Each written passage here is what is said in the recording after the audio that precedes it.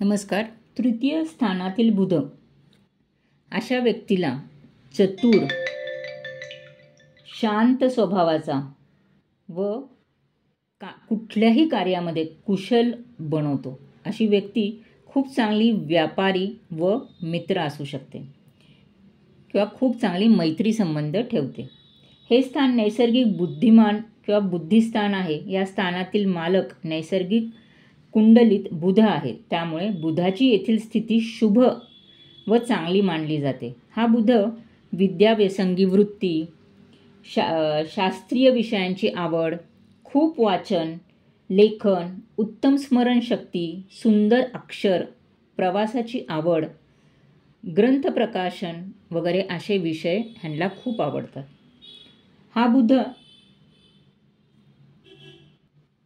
संस्थांमध्ये काम करणे, अकाउंट्स, वर्तमानपत्र या संबंधित दर्शवतो किंवा ह्या संबंधित जर ह्या लोकांनी काम केले तो सक्सेस लवकर मिळतो.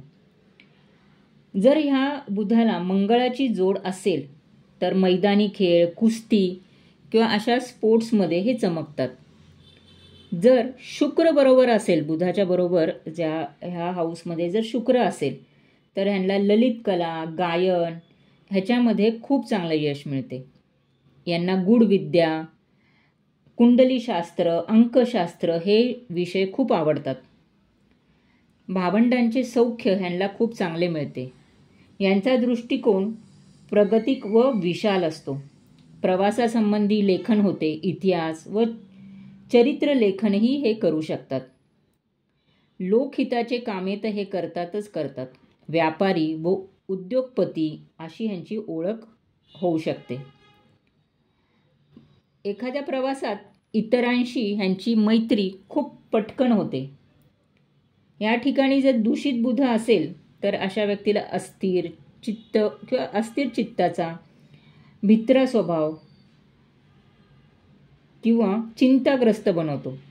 यांना कानाचे विकार होऊ शकतात. हस्ताक्षर खराब राहू शकते जर बुध अशुभ असेल तर असा शुभ बुध ह्या व्यक्तीला अतिशय नैसर्गिक बुद्धिमत्ता देतो. जर शुक्र किंवा मंगळाची जोड असेल तर त्या रिलेटेड क्षेत्रामध्ये ह्यांना खूप यश मिळते. पण हा जर बुध दूषित असेल किंवा अशुभ स्थितीत असेल तर अशा व्यक्तींना त्याची फळे, चांगली फळे मिळत नाहीत. अशी व्यक्ती खूप लवकर नर्वस होऊ शकते. अनसक्सेस असल्यामुळे ह्या आयुष्याच्या प्रत्येक वाटेवर ह्यांना अनपेक्षित अपयश मिळू शकते. धर्मावर ह्यांची श्रद्धा नसते जर बुध खराब असेल तर, किंवा भावंडांचे सुखसुद्धा कमी मिळते. त्यामुळे हा उच्च स्थानातील बुध जर अशुभ असेल तर त्याची जे रेमेडीज आहेत ते त्या व्यक्तीने जर केले तर जरूर चांगले फळ मिळायला मदत होते.